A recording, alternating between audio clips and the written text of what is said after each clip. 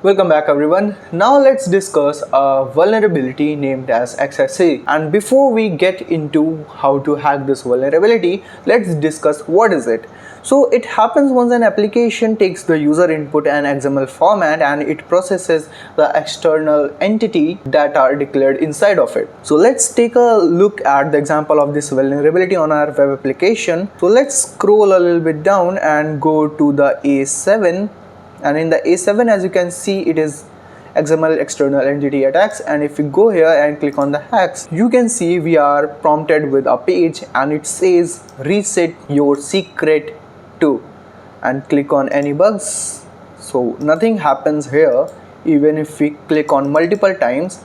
So let's turn on the intercept and click on any bugs here. Let's see what we can get. So as we can see, we are getting a XML format code here, and what we can do here is I guess we can manipulate these parameters here.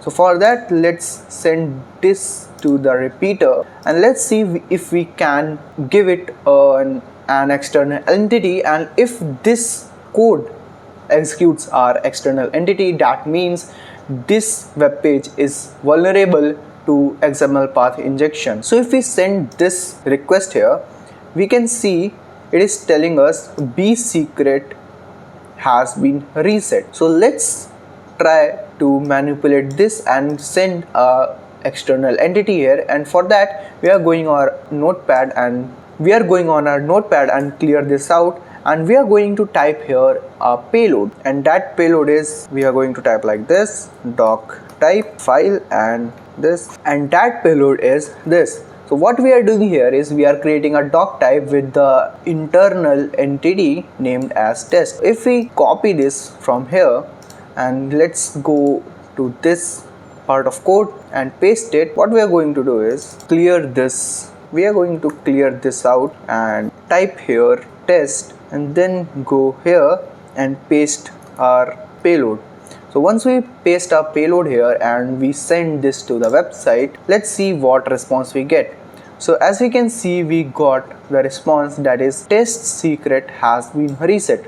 That means this web page is executing our external entity inside the XML path. So what we are going to do is we are going to send it another payload that will make it drop the password of all the things stored inside this server.